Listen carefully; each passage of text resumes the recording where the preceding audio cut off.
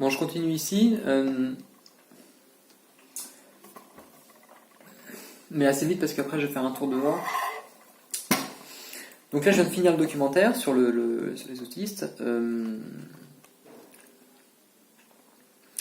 Et donc sur la fin, on est sur un portrait un peu plus... Enfin, pour le coup, j'étais un peu plus... Ouais, ça confirmait un petit peu cette question de la protection, puisque on voit finalement que c'est bien pratique cette espèce de principe de se protéger sous le terme d'autisme, parce que ça empêche aussi justement ceux qui en sont affublés de faire des tâches que jusque-là, justement, on s'oblige à faire, du style faire la vaisselle, tout ça. Moi, je vois surtout des mamans qui se soumettent à leur enfant, qui font tout ce qu'elles ont l'impression qu'il faut qu'elles fassent. Voilà, on a des enfants qui disent bah voilà, moi je veux pas aller au karaoké parce que j'aime pas la musique, etc. Et puis en même temps, du coup, la mère elle veut pas non plus contraindre son enfant, et donc il y a un refus de la contrainte parce que c'est une contrainte qui n'est pas choisie. Mais du coup, ça la blesse elle parce qu'elle du coup peut pas aller au karaoké en question, et l'enfant peut pas juste. Enfin voilà, en fait, elle est soumise au désir de l'enfant quelque part. Ou alors elle lui demande de faire la vaisselle et puis il fait que sa partie de la vaisselle à lui. Ou alors, voilà, un autre aussi veut. La mère lui dit bah tiens, viens faire la cuisine, mais comme lui ça l'intéresse pas, bah ça le fait chier. Ou alors, puis donc du coup il dit voilà, moi je vais bien t'aider, mais bon, ça va toujours être très long parce que j'ai posé plein de questions, tu sais bien que ça va t'embêter, donc. Ou alors là, la mère qui dit bah voilà, il faut que tu ranges tes vêtements, mais il pose plein de questions de comment tu ranges tes vêtements, comment tu fais, et du coup ça l'embête, la mère. Alors, comment interpréter ça?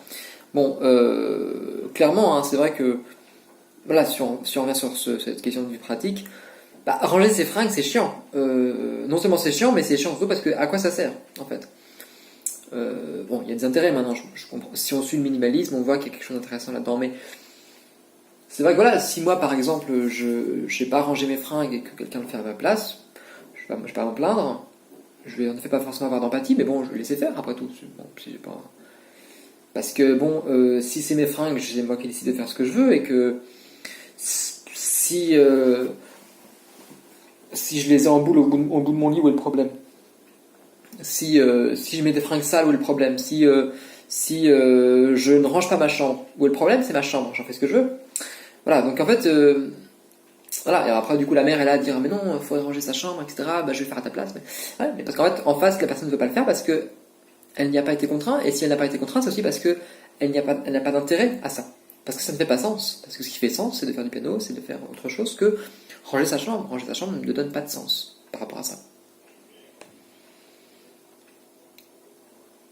Ou alors ça serait du style range ta chambre et après tu peux faire du piano, un truc comme ça. Mais c'est vraiment une question de sens, quoi. Le sens n'est pas dans le fait de, je sais pas, désirer un beau métier ou n'importe quoi, mais il est construit dans le fait que il y a une déviation du système du désir, un système de sens vers autre chose. Et en effet, dans ce cadre-là, quelque part, si ça ne fait pas sens de ranger les fringues, bah du coup, on essaie de trouver quel sens on peut y mettre dedans. Parce qu'en effet, pourquoi ranger ses affaires? Pourquoi les plier, par exemple?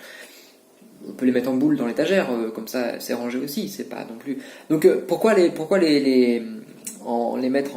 les plier? Si on plie les affaires, et que, bon, c'est pourquoi pas qu'il y ait de plis, ou, enfin, je n'ai pas très bien compris à quoi ça sert, en fait. Si on trouve pas de sens là-dedans, forcément, on va poser des questions du style... bah, est-ce que je le mets à droite ou à gauche du lit, où est-ce que tu veux que je plie, où est-ce que tu fais, parce que toute consigne est par nature arbitraire. Donc on peut bien, voilà, si on nous dit bah tu vas plier les affaires, d'accord, mais comment, où ça, pourquoi, enfin, dans ce cas-là je les plie en deux et puis je les laisse dans la cuisine. Si ça n'a pas de sens de plier les affaires, ça n'a pas de sens de les mettre en plus dans l'armoire ou ailleurs. Enfin, qu'est-ce qui a du sens en fait? Il n'aurait pas fallu dire plier tes affaires, il faudrait être plus précis sur la demande en fait. Voilà, plier ses affaires, bah, c'est plier ses affaires. Il n'y a pas de raison de les poser quelque part en fait si on veut être précis. Il aurait fallu préciser qu'il fallait les poser quelque part. Donc du coup chaque question se précise, et d'ailleurs on le voit aussi dans le... Là, le mec il dit un petit peu voilà, il dit bah la gazinière je sais pas comment ça fonctionne parce qu'en effet c'est pas très pratique, c'est pas très ergonomique. Le bouton arrêt il est mis sur le bouton plus et le bouton... En effet il y a une erreur ergonomique ici. Alors tu peux quand même faire l'effort quand même de voir comment ça fonctionne et tu as très bien compris comment ça marche, mais en effet, il y a un problème ergonomique et c'est pas lui qui a un problème, c'est le designer qui a mal fait son travail là-dedans. Donc, en fait, on peut comprendre, quoi. Et même celui qui fait sa propre vaisselle, on peut dire, bah après tout, oui, quelque part, il lave sa propre vaisselle. En fait, ce qu'il va faire, c'est toujours laver sa propre vaisselle, il n'y a pas de raison, quoi. Je vais... En fait, toutes ces choses-là, ça me rappelle, moi, des choses que j'ai vécues aussi, je crois, et donc c'est pour ça que en fait, je comprends tellement leur point de vue. Après, ce qui est un petit peu gênant, c'est qu'ils profitent aussi d'un système familial qui les protège, et d'un système de classification qui les protège aussi. Que comme on leur dit, voilà, qu'ils sont différents, etc., c'est pas pour accuser ici, hein, mais il y a un côté comme ça, quelque part, ils sont dans un espace très protégé aussi. Notamment quand on est enfant. Parce que tout le problème est là, en fait. Je crois que il y a ici un truc qui fait que il y a un contrat tacite qui est censé être tout à fait normal et juste, apparemment. Bon, c'est ce qu'on dit. Qui serait que, voilà, les parents ont à s'occuper de leurs enfants et les enfants ont à obéir. Sauf que ce contrat-là, s'il n'est pas consenti, c'est compliqué. Donc du coup, les enfants qui n'obéissent pas, qui ne tiennent pas les contraintes, et c'est le cas ici, hein, on n'a pas des enfants qui sont vraiment... je vois pas trop en quoi ils sont autistes, je vois pas en quoi, en tout cas, c'est lié c'est pas lié à des problèmes de communication. La communication, elle fonctionne très bien, ils communiquent très bien entre eux, il n'y a pas de problème. Le problème, il est sur la question de la contrainte. C'est-à-dire qu'il y a une contrainte qui n'est pas intériorisée, il y a une contrainte qui est ici, il faut rester... sur un banc pendant 8 heures à écouter un professeur qui ne t'intéresse pas, et dans le fait il faut rester au restaurant dans des codes sociaux qui ne t'intéressent pas, il faut faire la vaisselle alors que tu n'as pas envie de faire ça, et en fait il est dans le fait que des contraintes n'ont pas de sens, ne sont pas inscrites dans un système de sens, en tout cas eux ne les souhaitent pas, et voilà, en fait ils n'ont pas de raison, en fait ils n'ont aucune raison d'obéir. Ils n'ont aucune raison d'obéir, donc pourquoi ils obéiraient? Et parce que du coup, ils ont trouvé, autre part que dans l'obéissance, quelque chose qui qui leur fait du bien, du coup. Notamment dans une recherche existentielle, dans une recherche de savoir, dans une recherche autre. Donc voilà. La vraie question, c'est qu'en même temps, je me dis, mais pour reprendre un petit peu Tinoco ou Guattari, mais comment font les autres, quoi? Comment font ceux qui... Comment font... je sais pas, c'est trop bizarre. Ils sont tout à fait normaux, ces enfants-là. Ça, je suis assez inquiété, en fait. Ça m'inquiète, ces choses-là. Ça m'inquiète beaucoup. Bon, donc je sais plus ce que je disais, mais bon, voilà. Et donc, il y a ce côté comme ça, quelque part, qui sont dans un cadre qui leur permet de faire ça. C'est-à-dire que, si, par exemple, ils étaient face à des parents plus autoritaires, qui leur auraient imposé une discipline, qui, si jamais ils avaient désobéi, ils leur auraient foutu une baffe ou une fessée. En effet, comme ça se faisait il y a pas si longtemps que ça, hein, vous avez intégré des rapports de normes et de contraintes. Si jamais, voilà, même si jamais quelque part ils étaient confrontés aussi à leur propre manque de contraintes, moi je trouve ça plus intéressant de faire ça dans ce sens-là. C'est qu'en effet, voilà, si tu veux pas faire la vaisselle, et ben la fais pas. Mais par contre, tu n'auras pas à manger demain parce que tu fais pas la vaisselle, donc ton assiette sera sale et puis tu vas manger dans une assiette sale, alors ça veut dire ça. Bon, donc voilà, quelque part. Tu veux être autonome, mais sois jusqu'au bout. C'est ça qui est terrible, c'est qu'en fait c'est une revendication d'autonomie. C'est vrai que quand on veut pas faire la vaisselle, quand on veut pas porter le parasol, comme bien dans le truc, quand on veut pas aller quand on refuse de faire des actions que pourtant on serait obligé de faire en famille, c'est une revendication d'autonomie. L'autonomie n'est pas simplement la capacité à pouvoir faire quelque chose, c'est aussi la capacité à pouvoir s'en émanciper. Et eux, ces gens-là, c'est comme s'ils essayaient de s'en émanciper quelque part. Et à chaque fois, on leur rappelle, sous couvert d'autonomie, justement, on leur oblige à faire des choses. C'est quand même assez paradoxal.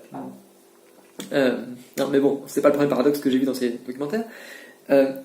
Et voilà, donc on a toujours ce rapport-là, en fait. Hein, en fait, j'aimerais décrire après des expériences que j'ai eues quand j'étais enfant, mais j'ai pas le temps dans cette vidéo-là, il manque de données. Ça part très vite la donnée, hein, finalement. Et parce que, en fait, systématiquement, ce que j'y vois, c'est une différence entre une dialectique, en fait, entre la contrainte une contrainte sociale qui apparaît comme naturelle, naturalisée, et une contrainte, et en fait une volonté de trouver du sens en fait en dehors de cette contrainte-là. Et notamment ce sens se trouve dans des espaces artistiques, intellectuels, perceptifs, peut-être aussi, on va voir, ailleurs quoi. Mais bon. Et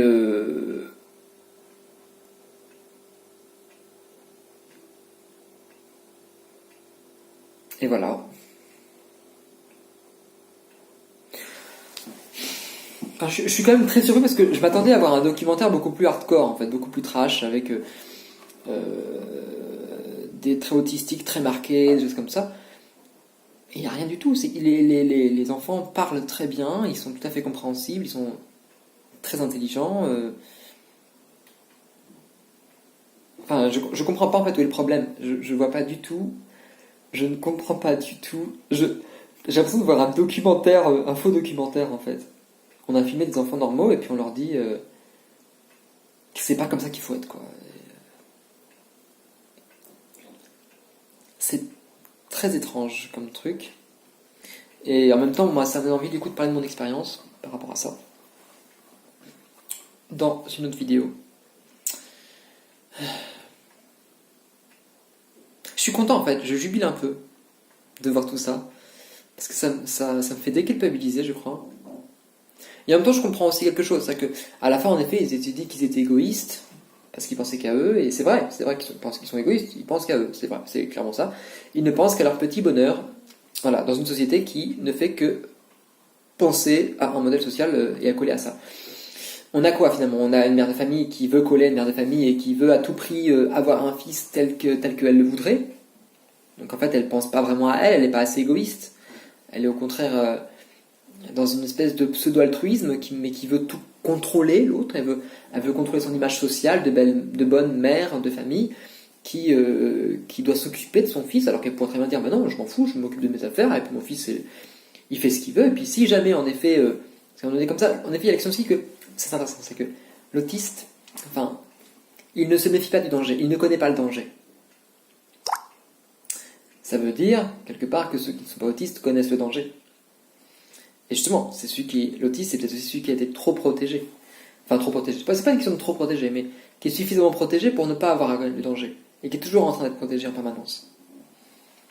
Et peut-être que des moments où on connaît le danger, où on le subit, peut-être que là, du coup, on est obligé de réfréner cette part d'autisme et de s'intégrer, justement. D'où cette question de la menace, en fait. Si on s'intègre dans l'institution sociale, dans le monde social, c'est peut-être aussi parce que justement, on est menacé et on est en danger. Et que l'institution construit ce danger-là. Bon. Voilà, le truc...